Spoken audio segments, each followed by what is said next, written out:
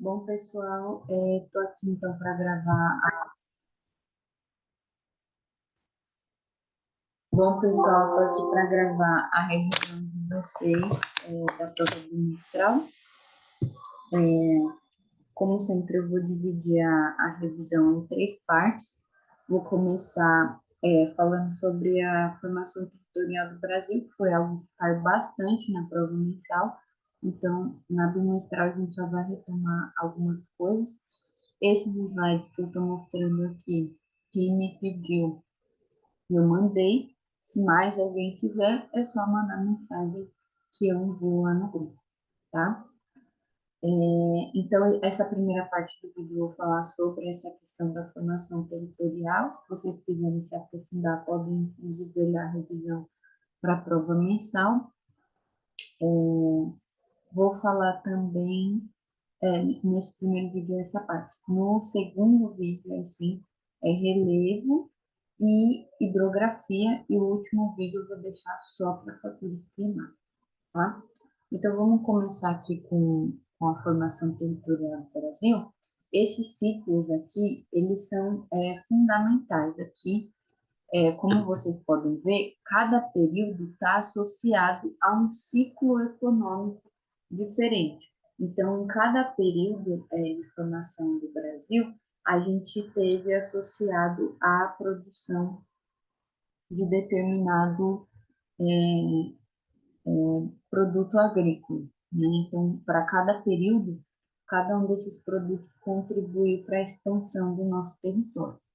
O primeiro deles, lá nos séculos, entre os séculos XV, mas principalmente a partir do século XVI, foi a cana-de-açúcar, né? A cana-de-açúcar e o pau-brasil. Então, nesse período, a gente tinha como referencial o Tratado de Tordesilhas das Castanhas Hereditárias, né? Era assim que era dividido no nosso país, mas o foco, os principais ciclos econômicos que desenvolveram esse território, dividido em capitanias, foram esses dois produtos. E é importante dizer que a produção durante esse período, né, e a ocupação do país estava localizada no litoral, como a gente pode perceber aqui nesse mapa, certo? Então, no século XVI, o foco estava aqui no litoral do país, tendo como principais produtos o pau-brasil e a cana-de-açúcar, tá? Depois, avançando lá para o século XVII, vocês podem ver que aqui está século XVII e XVIII, mas a gente vai fazer uma pequena separação. O século XVII, ele começa a introduzir a pecuária como um elemento de expansão do território brasileiro. Pecuária é a criação de gado. E aí eu vou mostrar aqui para vocês. É importante dizer que o referencial nessa época era o Tratado de Madrid, e aí a partir daí nós conseguimos expandindo para o interior. A gente conseguiu sair só do litoral e começou a expandir para o interior. E aí, mostrando aqui no mapa para vocês, então, no século XVII, a gente tem dois elementos muito importantes que são inseridos no mapa. A pecuária, são essas manchas aqui em um laranja mais escuro, elas permitem a expansão para o interior. E outro elemento aqui foi as drogas do sertão, que a gente viu que são temperos, especiarias, que eram muito requisitados e começaram a ser encontrados nesse interior da floresta amazônica. Então, esses foram os primeiros contatos que os exploradores portugueses tiveram com esse território, tá? Então, nesse período que a gente poderia destacar, né, no século XVII, a pecuária e as drogas no sertão, beleza? Mas a pecuária, como a gente viu lá em cima, vocês podem ver aqui que na divisão dos ciclos, a pecuária ela também entra no século XVIII, ela também se tornou um fator importante no século XVIII, e a gente vai ver aqui no mapa, olhem só, que lá no século XVII, a produção estava concentrada aqui na região nordeste, né, no interior do Nordeste. Mas vocês podem perceber que depois, no século XVIII, a pecuária já contribuiu para a expansão para além do Tratado de Madrid. E aí uma outra atividade que a gente vai ter muito forte no século XVIII é a mineração, que é a exploração do ouro, né? A descoberta do ouro nessa região do interior, principalmente ali no centro do país, vai provocar essa corrida pela ocupação do interior. Então, por isso que a gente coloca os minérios aqui no século XVIII. Então, se a gente fosse separar, é assim, o século XVII e XVIII, em ambos, a gente tem a pecuária como um fator importante. A diferença é que no século XVII a gente inclui as drogas do sertão e no século XVIII a descoberta dos minérios, tá?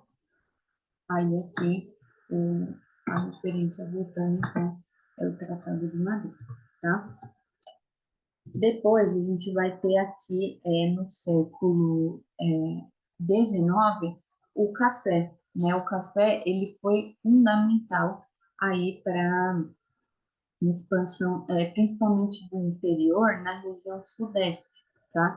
O café, como a gente pode ver aqui, ele está relacionado a um contexto também em que, no século XX, tem uma atuação diplomática muito forte do Barão de Rio Branco. Então, são duas coisas que estão ali paralelas na formação do território brasileiro. E aí, só para a gente localizar isso no mapa, aqui vocês podem ver a marcha do café, ou seja, como o café foi se expandindo, né, do litoral para o interior paulista, e aí tem fazendas até hoje que são muito tradicionais na produção do café, tá? A ação do Barão de Rio Branco, que eu falei, mas então no século XIX a gente tem isso aqui. O café, né, começa a aparecer como um fator também de expansão para o interior, mas é uma expansão para o interior do Sudeste, tá? É, e aí, por fim, com relação à formação do território brasileiro, a gente tem que, a partir do último século, aí, no século XX, né, a gente vai ter, não vai ter mais aquisição de terras no Brasil. As últimas aquisições de terra foram com a ação diplomática do Barão de Rio Branco. O que acontece é que, a partir da década de 60, a gente vai ter a configuração dos estados no Brasil. Então, analisando o mapa aqui, vocês podem ver que entre os anos 60 e 70, 70 e 80, perdão, teve muitos estados que surgiram, digamos assim, foram criados. Então, a gente pode ver que a criação do Mato Grosso do Sul, ela é posterior à década de 60, até 1960 não existia no Mato Grosso do Sul, era um estado só, Mato Grosso, né? E essa divisão entre Goiás e Tocantins, ela é muito recente, né? Vocês podem ver que até 1980 a gente não tinha essa divisão entre Goiás e Tocantins. Deixa eu só pegar para vocês exatamente quando que foi essa divisão. Ah, aqui, ó. Então, o Tocantins, ele foi separado de Goiás em 88. Então, inclusive, a partir dos mapas posteriores que o Tocantins, perdão, vai aparecer aí separado de Goiás, tá? Então, a gente poderia dizer que essas são algumas das principais modificações de criação de estados no Brasil, de configuração de estados na formação do território brasileiro, tá? Então, eu vou parar um pouco por aqui e aí na volta eu falo sobre o relevo e falo sobre também a hidrografia no Brasil.